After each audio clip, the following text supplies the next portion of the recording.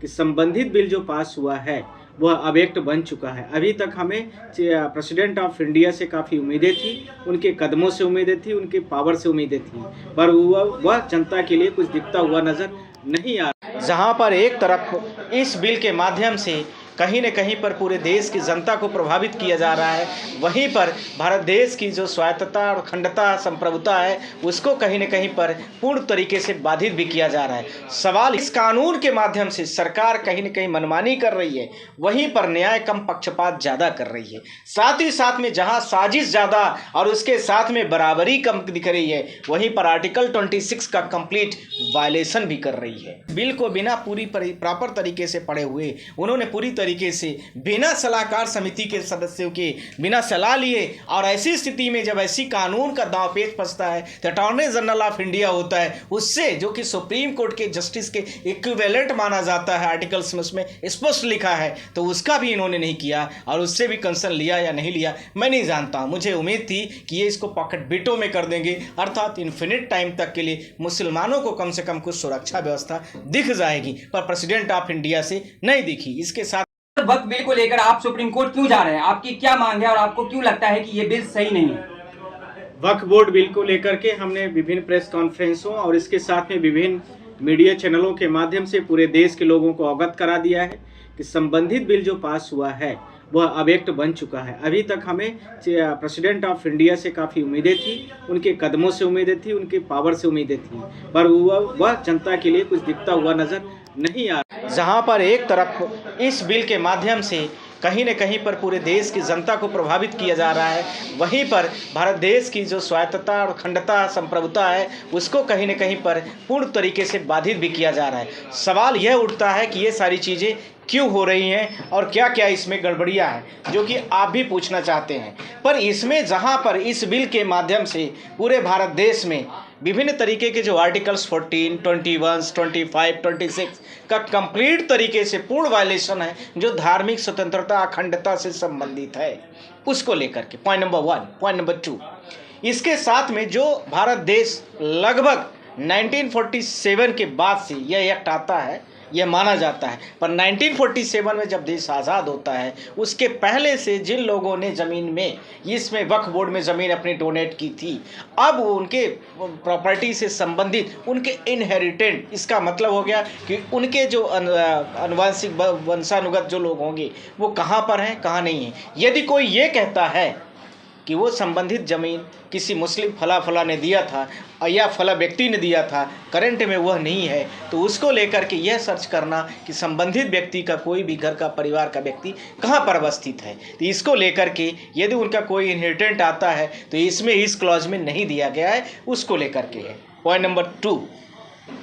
जहाँ इस बिल में 1950 में पहली बार जो बिल आया था, उस बिल में सिर्फ और सिर्फ मुस्लिम लोग ही काम करते थे, मुस्लिम ही वक्फ बोर्ड के मेंबर्स होते थे, मुस्लिम ही उसको रेगुलराइज करते थे, रेगुलेट करते थे। उसी में कुछ चीज़ों को संशोधन कर करके भारत देश में इसमें जो कई सारी चीज़ों को लेकर के जब संशोधन कर दिया गया, तो उस संशोधन के साथ में 2013 में यह बिल के साथ में फिर से एक्ट लाया गया और इसमें यह पूर्ण तरीके से कर दिया गया कि वक्फ बोर्ड का जो बिल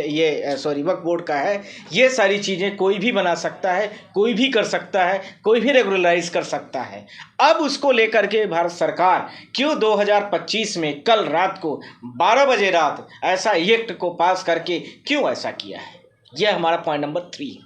पॉइंट नंबर 4, जहां इस कानून के माध्यम से सरकार कहीं न कहीं मनमानी कर रही है, वहीं पर न्याय कम पक्षपात ज़्यादा कर रही है। साथ ही साथ में जहां साजिश ज़्यादा और उसके साथ में बराबरी कम दिख रही है, वहीं पर आर्टिकल 26 का कंप्लीट वायलेशन भी कर रही है। इसके माध्यम से भारत सरकार इन सारी चीज़ों को अपने हथकंडे जितने भी हो सकते हैं उनके माध्यम से इसको अपने तरीके अपने कब्जे में करना चाहती है। पॉइंट नंबर 5, जहां पर इस बिल में जो सेंट्रल की कमेटीज होती थी, बोर्ड की कमेटी है और वहीं पर स्टेट की कमेटी है। सेंट्रल की कमेटी में जहां 22 लोग हुआ करते थे और सारे के सारे मुस्लिम होते थे, अब वहां पर सिर्फ और सिर्फ 10 लोगों को, मुस्लिम लोगों को रख दिया गया, बाकी 12 लोगों को नॉन मुस्लिम को रख दिया गया सेंट्रल कमेटी में। वहीं स्टेट कमेटी यानी राज्य स्तरीय जो होती है उसमें 11 लोग हो गए, 11 में से मेजॉरिटी के रूप में नॉन मुस्लिम को कर दिया गया और माइनॉरिटीज़ के रूप में में आपने सीधा का साधा मुस्लिम को कर दिया। अर्थात दोनों में, सेंट्रल और स्टेट की मैं बात करूं तो इससे स्पष्ट होता है कि सरकार की नीयत में कहीं न कहीं पर यह चीज़ स्पष्ट हो गई है कि यह साजिश ज़्यादा रही, बराबरी तो बिल्कुल नहीं दिख रही है। 100% वो सारे के सारे लोग मनोनीत भी रहे, अर्थात जो इसमें वक्फ बोर्ड के मेंबर्स बनाए गए वो सारे के सारे क्या होंगे, मनोनीत भी होंगे। अर्थात इसका मतलब मैं आपसे स्पष्ट करूं कि जो डेमोक्रेटिक कंट्री का एक फॉर्मेट होता है कि डेमोक्रेटिक तरीके से इलेक्टेड होगा, उसका चुनाव करके होगा या पुराने जो रूल्स और रेगुलेशंस होंगे उसके अकॉर्डिंगली होगा, तो फिर सवाल यह है कि मनोनीत करके क्यों लाया गया। तो इससे यह स्पष्ट होता है कि यहाँ पर साजिश करके वक्फ बोर्ड की, हाँ, वक्फ बोर्ड का उद्देश्य ही स्पष्ट है कि इसकी ज़मीन को लिया जाता है तो उसका उद्देश्य सिर्फ और सिर्फ हॉस्पिटल, स्कूल्स और विभिन्न प्रकार के जो सामाजिक कार्य के लिए हो सकते हैं उसके लिए किया गया। तो फिर ये सरकार को किस उद्देश्य के लिए ले रही है, इससे स्पष्ट हो गया कि भारत देश की सरकारी संपत्तियां जिस प्रकार से विभिन्न लोगों में कंट्रीब्यूट की जा रही है, उसी उद्देश्य को सरकार ने क्लियर करते हुए कानून नहीं पक्षपाती तरीके से इसको एक्ट को लाया है और पक्षपातपूर्ण तरीके से इसको लोगों को पूरी तरीके से वायलेट करके, जहाँ जो झुग्गी झोपड़ी में कोई रह रहा है तो कोई किसी और गरीब खाने में रह रहा है तो कोई कहीं पर बेचारा अपनी रोजी रोटी दुकान चला रहा है, उन सबको हटा दिया।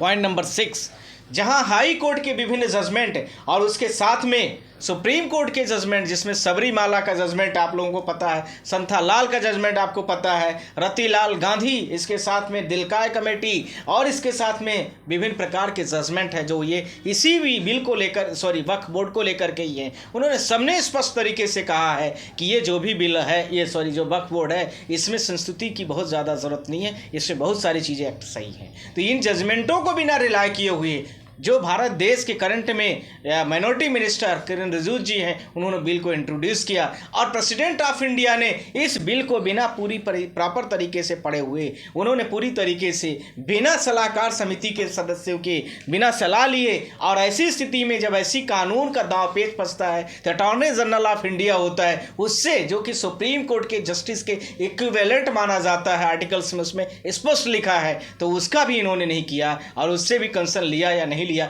मैं नहीं जानता। मुझे उम्मीद थी कि ये इसको पॉकेट बिटो में कर देंगे, अर्थात इन्फिनिट टाइम तक के लिए मुसलमानों को कम से कम कुछ सुरक्षा व्यवस्था दिख जाएगी, पर प्रेसिडेंट ऑफ इंडिया से नहीं दिखी। इसके साथ में पॉइंट नंबर 7, जस्ट वेट, उसके बाद आप पूछ लेना। पॉइंट नंबर 7,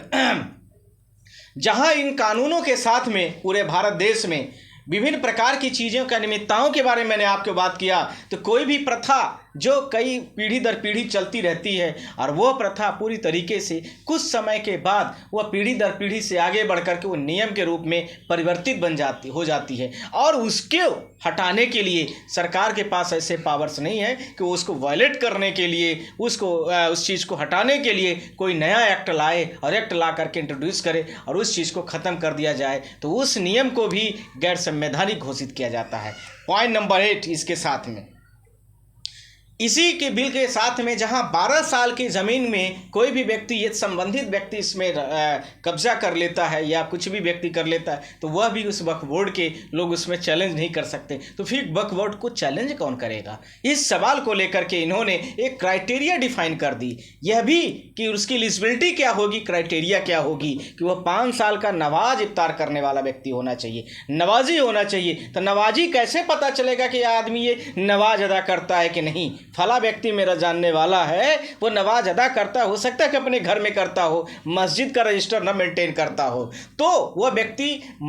मस्जिद वाले से उसके संबंध अच्छे न हो, तो रजिस्टर में यदि उसकी अटेंडेंस कम हो जाएगी तो वह वक्फ बोर्ड के ज़मीन के लिए जो सारी चीज़ों का उसका नॉमिनेशन है वो उससे बाहर हो जाएगा। यह इन्होंने एलिजिबिलिटी, ये भारत देश के नहीं, संविधान में नहीं, विश्व के किस संविधान में, विश्व के किस नियम में, विश्व के किस एक्ट में, विश्व के किस लॉज में लिखा है कि यह किसी भी धर्म से संबंधित व्यक्ति को इस तरीके से आप काउंट करोगे, उसका रजिस्टर का अकाउंटेंसी बनाओगे, उसके बिल बनाओगे कि यह व्यक्ति कितने दिन आया है, कितने दिन नहीं आया है। ये सारी चीज़ों को मैंने चैलेंज किया है। नेक्स्ट पॉइंट इसी बिल में जहां इस वक्फ बोर्ड की जो चेयरपर्सन होगा उसको किसको बनाया गया है? जो व्यक्ति नॉन मुस्लिम होगा, ध्यान रखने का विषय है ये। नॉन मुस्लिम ऐसे ही समझने की ज़रूरत है जैसे राज्यसभा में उपसभापति होता है, तो लोकसभा में मैं बात करूं तो आपको सबको पता है कि लोकसभा का स्पीकर होता है। तो यदि मैं विधानसभा की बात करूं तो विधानसभा का अध्यक्ष होता है। उसी प्रकार से इस बिल में जो चीज़ें आई हैं और इस एक्ट में अब बन के आ गई हैं पूरे देश की जनता के सामने, वो सारी चीज़ें इसी को कहीं ना कहीं पर दिखा रही हैं। चलिए आगे पूछिए। सुप्रीम कोर्ट में आपके पॉइंट्स क्या टिक पाएंगे, क्योंकि बिल को तो संसद में पास करवाया गया है, ऐसे आपके पास क्या कोई पुराना रेफरेंस है और तर्क है?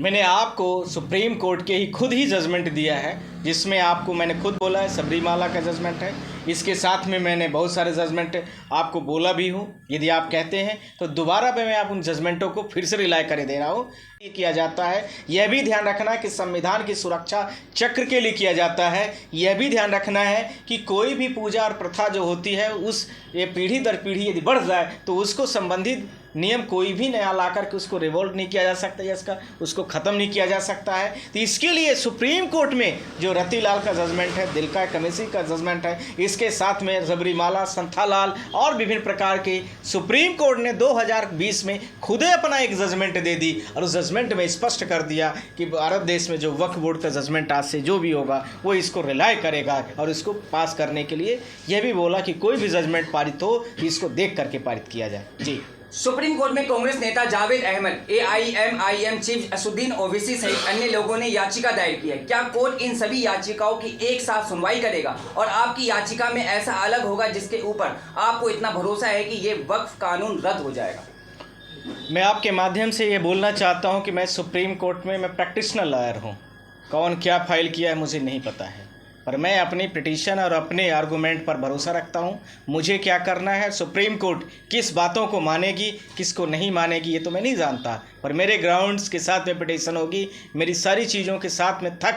जो फैक्ट है केस का, क्वेश्चन ऑफ लॉज है, जो ग्राउंड्स है और उसके साथ में जो इंटरिम चीज़ें हैं उन सब के साथ में मैं खड़ा हूँ। बाकी के पिटीशन के बारे में मुझे नॉलेज नहीं है। सर, मेरा आखिरी सवाल है। एक कयास ये लगाए जा रहे हैं कि वक्फ बिल के बाद अगला नंबर कैथोलिक चर्च के हैं, उसके अगले धर्मों का होगा। ये तो भविष्य की बात है, ये आप लोग समझ सकते हैं। मुझे इसके बारे में तो कोई जानकारी अभी तक नहीं है। जब होगा उस बिल के बारे में कुछ आएगा, वो भी एक्ट बनेगा तो हम उसमें अभी हम लोग खड़े होंगे और उसमें जो गलत है उसको गलत कहेंगे, जो सही है सही को सही कहेंगे।